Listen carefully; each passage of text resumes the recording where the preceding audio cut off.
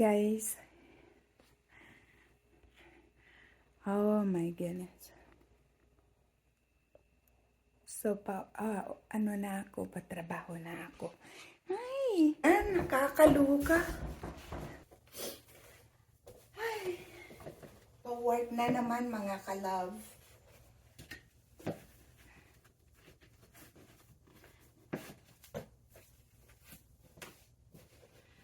Ay, ay, ay.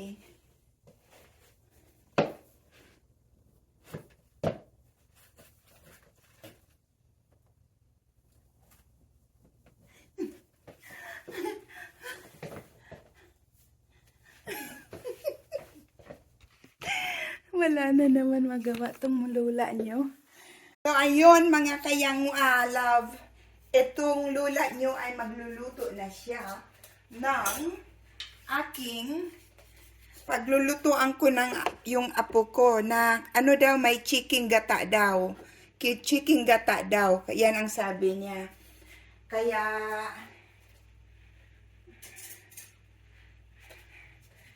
sabi niya sa akin, sabi ko ano ang ingredient, sabi niya tsaka yung mga seasoning, sabi niya I want ko. Sabi niya I want ko, sabi niya ganun, siguro black pepper and salt. That's funny. It's so funny. Guys, ayan, mag-umpisa na tayo magluto. Uunahin ko muna siyempre yung aking. Ayan. Naku, ang sarap nito guys. Hindi pang titikman ay. At ang ating onions. Ayan, naku dahil ang sarap niri. Ito naman luto, ilagay na natin ang ating chicken.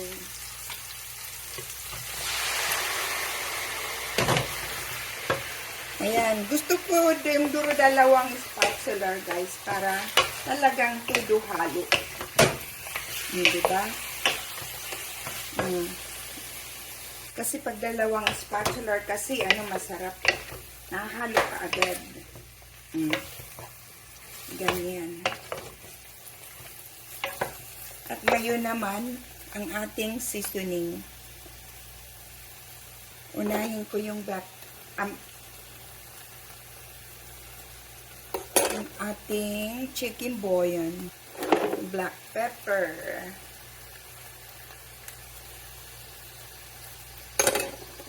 ang ating patis,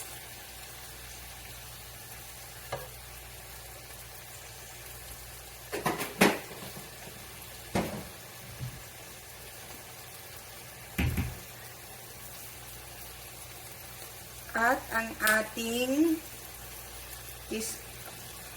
Himalayan salt. Ayan guys. So, haluin mo lang. Nangangamoy patis ang bahay ko. Sana hindi bumaba si Lolo.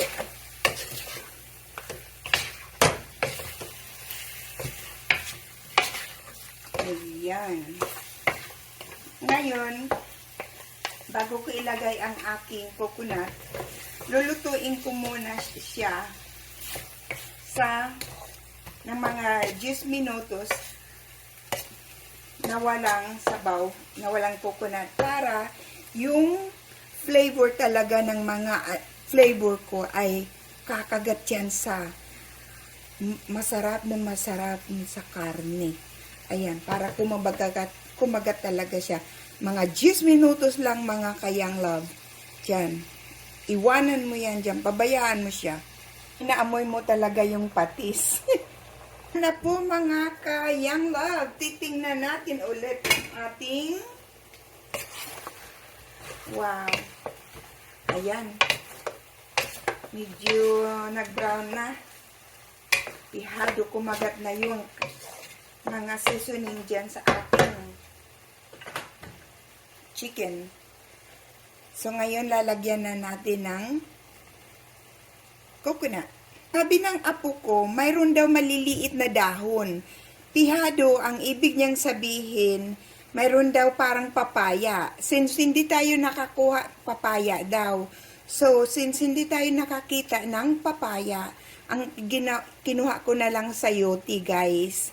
Ayan, linagay ko na yung, sabi niya, mayroon daw, tapos mayroon daw malilit na dahon.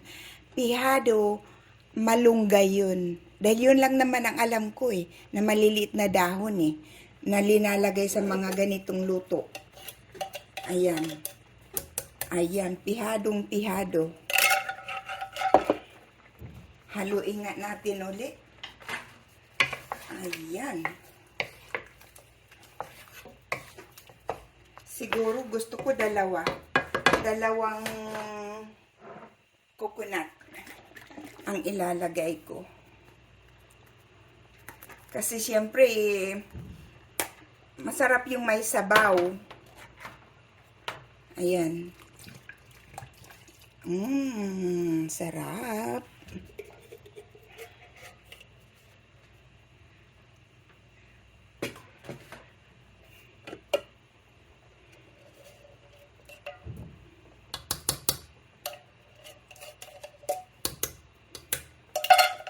Ayan.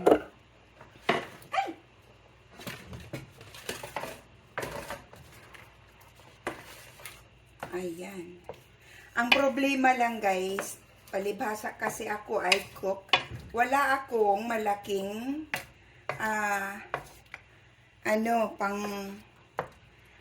ko sa malaking kawali. Titikman ko yan kapag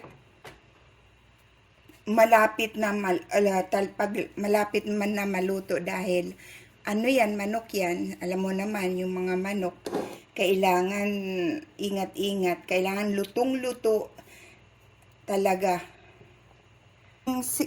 Ayan, ang linagay ko na lang yung sayote dahil sabi ng apo ko papaya daw, wala kaming makitang papaya, so ayan lang, mga sayote na lang. Kung sinasabi niya na parang may mga maliliit na dahon daw na hinimay-himay, wala naman ako makitang malunggay doon dahil pihado malunggay yon. Ito lang ang nakita ko doon sa Asian market na mga maliliit na dahon. Ewan ko kung anong tawag nito. So ayan, parang malunggay na rin yan. Nakalimutan ko ang aking tablespoon sugar. Nawala sa isip ko. Ito ang ko.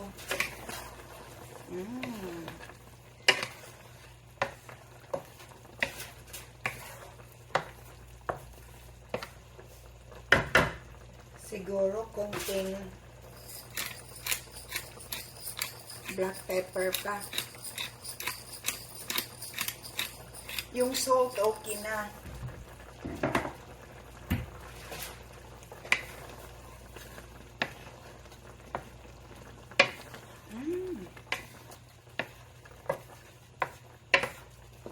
Tikman nga natin kung tama lang ang timpla. Na naman ang aking mahiwagang spoon, plastic spoon.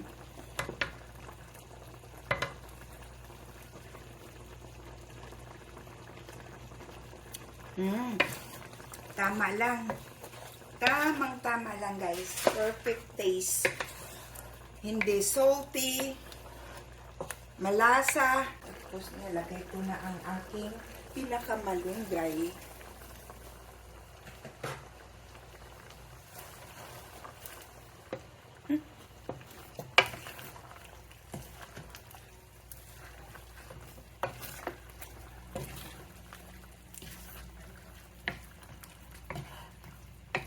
Malinam to, guys.